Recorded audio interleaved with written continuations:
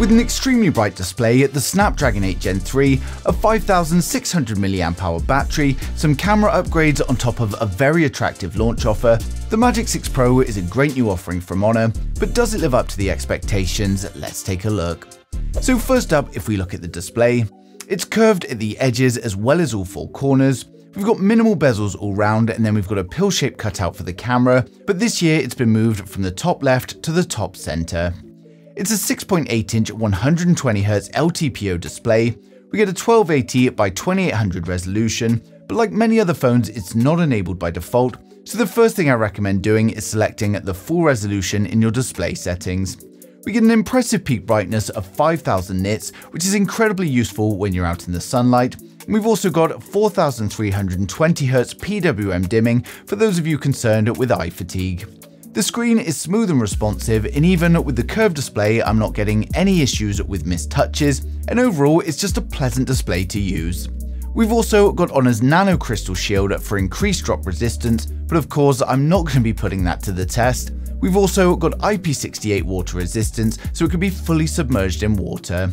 The camera pill has got the dynamic island feature taken from the iPhones, and inside the pill it's a 50 megapixel wide angle camera and a 3D time of flight sensor, so this means that we get 3D face unlock. Now the under display fingerprint scanner is an optical one, but it works well, it works every time, and it's fast enough, and then the face unlock works well and it unlocks the phone nice and quickly. Now over on the rear we've got some changes to the camera module, and personally I do like it. It's a bit more refined than on the Magic 5 Pro, and it's a mixture between a square and a circle, but it does work well, and I think it gives a nice sleek look to the phone. You can see it's got the 100x zoom branding there, and this only works with photos, and we've got a 50 megapixel wide angle with a variable aperture. We get a 180 megapixel telephoto, and then a 50 megapixel ultra wide, but we'll go into more details in the camera test shortly. Now the phone is powered by the latest Snapdragon 8 Gen 3, it's paired with 12GB of RAM and 512GB storage, and it comes with a 5600 mAh battery with 80W wired charging and 66W wireless charging, and it's also got reverse wired and wireless charging. Now unfortunately, they've taken another leaf out of Samsung and Apple's book, and we no longer get a charger in the packaging, and it's now just a USB-C cable, but the battery easily lasts me the day, and then it's nice and quick to charge back up. Now I actually did a battery test with the new S24 Ultra when I continually ran both phones through benchmark, and the Magic 6 Pro lasted a lot longer than the S24 Ultra, and it actually lasted 35 minutes longer while benchmarking, so under normal use that's going to be quite a bit longer. In terms of chipset performance, it performs well as you'd expect. I ran it through Geekbench 6 where it scored 2224 for single core and then 6000 for multi-core, and for comparison my S24 Ultra scores 2279 for single, then 7124 for multi, but where the Magic 6 Pro performed much better was in the long GPU benchmarks. I ran it through the 20-minute wildlife stress test and it scored 18,058 with a stability score of 65.2%, and for comparison the S24 Ultra scored 16,785 with a stability score of 43.6%. Throughout the benchmarks, the S24 Ultra was better at short benchmarks, whereas the Magic 6 Pro was getting better results in the longer tests, as the S24 Ultra was suffering a lot more with thermal throttling. So for mobile gamers out there, the Magic 6 Pro is going to be a much better choice for those long gaming sessions. Now of course, when it comes to mobile gaming, it's a powerhouse and it's easily going to handle anything you throw at it. I've tested it with games like the latest Call of Duty Mobile and Asphalt 9, and it just performs incredibly well. You can play them in the highest detail at the highest refresh rate, and everything it just runs buttery smooth. For media, it's a pleasure to watch on the Magic 6 Pro. It's a large and vibrant display, and the speakers are also pretty good, and the sound is reasonable. It goes plenty loud enough, and my only complaint is at the higher volumes, it's a little bit on the trebly side and it is lacking some bass.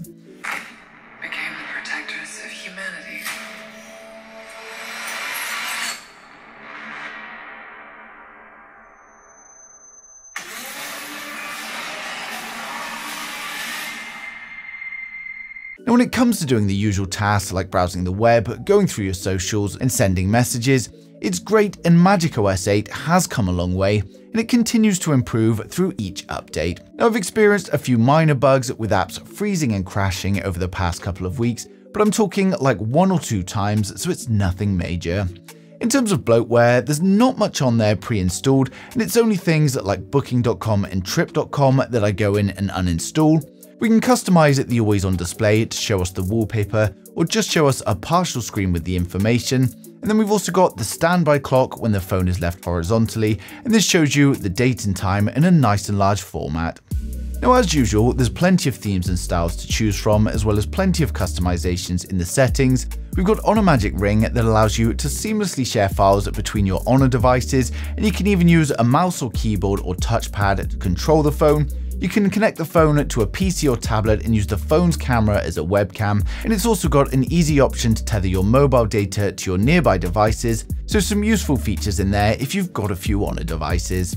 Now, we've also got the Magic Portal, and this allows you to take text or images and move them into different applications, and again, this is a very useful feature. So for example, you can highlight text and drag it into the side of the screen, and you can then use it for other apps. So for instance, you might want to save it as a note, put it straight into Gmail to send to someone, or if someone sends you an address, you can drag it straight into Maps. There's no option to drag it into Google search on the side panel, but you can still do a web search by clicking the 3 dots and then selecting web search. Now, for images, we can also drag them into Notes, Gmail, and even search for things on eBay using the image. But the downside with this one is that it only works from the Photos app.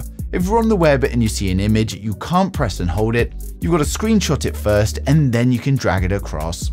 Overall though, it's a good feature, and I'm sure this is something that Honor is going to continue to build on with future updates. Honor have also promised 4 years of OS updates along with 5 years of security updates, so that's great news for those of you that are going to keep the phone for a long time. When it comes to the cameras, we've got a great camera system packed into the Magic 6 Pro, and it provides very punchy photos with bright colors and lots of details. Now, there are a couple of drawbacks compared to other phones, such as no 4K 60 from the selfie camera and then no 8K video from the rear camera, but overall it's a good camera system. We get great video from the 50 megapixel primary camera, we've got nice colors and exposures, the colors are a little bit oversaturated for my liking, but nothing overboard. Panning, it holds focus well, and we're not really suffering from dropped frames, and the stabilization isn't the best I've seen, but it's perfectly good enough and it does the job. Video from the periscope camera is also quite good, and it delivers a nice video overall. I find it does struggle with focus when panning, and again, the stabilization isn't the best, but overall we get great quality video. For the ultra-wide, we've only got electronic stabilization, but we get some good quality video, and we can change it between all the lenses while recording video, which is great. Now, for the selfie camera, I'm finding it overexposes a little bit, and I'm disappointed that there's no option for 4K at 60 frames a second, but it's still good quality from the selfie camera. And again, stabilization is okay, but of course it is electronic stabilization. In my testing, there was a lot of wind coming at me, and you can hear that in the recording. It's cancelled some of the wind noise, but you can still hear plenty of it. But I do like that the noise cancellation isn't cutting into my voice, that I find it with some other phones that are heavier on cancelling out the noise.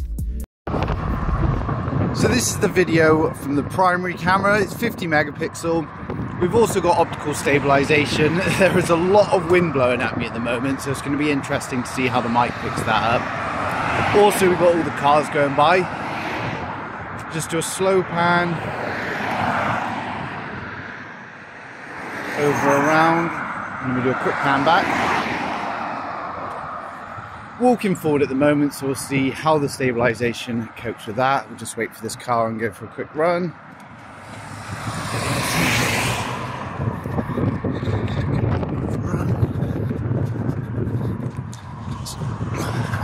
So I was holding it one-handed there, so now I'm holding it two-handed. Be a little bit more stable. At night time, I'd say it does a satisfactory job. With the selfie camera video, there's a lot of flaring from the lights in the background, but it has lit up my face quite well. It's a bit juddery with the footsteps as we've only got electronic stabilization, but it's good enough for such dark lighting conditions. With the rear camera, the stabilization is much better, but again, we've got a lot of flaring from every light source, from the traffic lights to the street lights and the headlights on the cars, and I have to admit it is quite bad on this video, so it does distract a little bit from the footage, but when I'm not pointing at any bright light source, then it does perform much better. When it comes to photos from the primary camera, you can see they're all very vibrant and punchy images. It's a little bit too heavy on the saturation for my personal preference, but there's no denying that it takes some great photos. We get sharp images with plenty of details in the highlights and the shadows, and all these photos were just taken with a point and click without any manual adjustments. We've also got the variable aperture, and this can switch between f1.4 and f2, and you can either leave the phone to do its own thing or you can manually select the aperture in the Pro mode, and here's the comparison between the two apertures. But as you can see, we continually get sharp images with plenty of detail, and all the photos came out pretty well. For the zoom camera, we get great images at 2.5 times with the 180 megapixel periscope camera.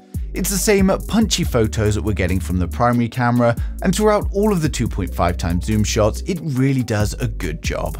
The camera also performs well into the 5 times zoom and even up into the 10 times, but as we start pushing past the 10 times zoom, things start to get a bit worse, and 100 times zoom is something that I'm personally never going to use because it just loses way too much detail, but here's some example of that for those of you that do want to use it. We get good quality photos and portrait shots from the selfie camera, although it does appear to be doing a little bit of smoothing despite the beauty mode being completely turned off. And then we also get great portrait shots from the rear camera, although like most phones, it can make errors with edge detection, especially when it's given a harder situation to deal with. Here are some examples of the ultra-wide camera, and again, you can see they're nice sharp images with plenty of detail. We've got nice highlights and shadows, and overall, just some great quality photos. So overall, the camera system is not going to disappoint, and as I said, it's a little bit heavy on the contrast and saturation of the images for my personal preference, but of course, it's all down to what you prefer. Night photos perform well in very low lit environments, as you can see here. We've got a bit of noise as expected, but also plenty of detail and more than I can see with my eyes. As with the video though, if we've got any bright lights in the shot, then we do get lens flare, and quite a lot of it. Now the phone has just launched, and I actually held off doing my review as I didn't know the confirmed price, but the launch price with their launch offer is pretty impressive. There's an early bird discount available until the 27th of March, and you can get the Honor Magic 6 Pro for just $899.99, and to be honest, at that price, it's a really good buy. We've got a high-performing phone with a great display and a good camera system to match, and a battery that has higher capacity than the likes of Samsung and Apple are offering, along with much faster charging speeds to match. After the 27th of March, the price changes to £1,100, which makes it a much tougher decision on whether or not to purchase, but it's still a viable option. Now, it's a well-rounded phone with all the features and hardware you'll need, and across all aspects, it's not going to disappoint. When it comes to comparing it with other flagships, it stands its ground well, and to be honest, I prefer the software and the camera of the S24 Ultra, but now the launch offers have gone for that. The Honor Magic 6 Pro at the launch price is offering much better value that would be really hard to pass up. For comparison, the S24 Ultra with the same RAM and storage is now $1,350, which makes it £450 more expensive than the 6 Pro. So if I was looking for a new flagship phone at this point in time, I'd definitely be going with the Magic 6 Pro. So that's it for today, but of course I placed the links down in the description below for the Magic 6 Pro, and as I said, if you're gonna get it, then I would act fast to get this early bird offer. Now if there's anything I've missed or you've got any questions at all, then just ask them in the comments and I'll get back to you as soon as I can. But thanks for watching the channel, and don't forget to subscribe to stay up to date with the latest tech.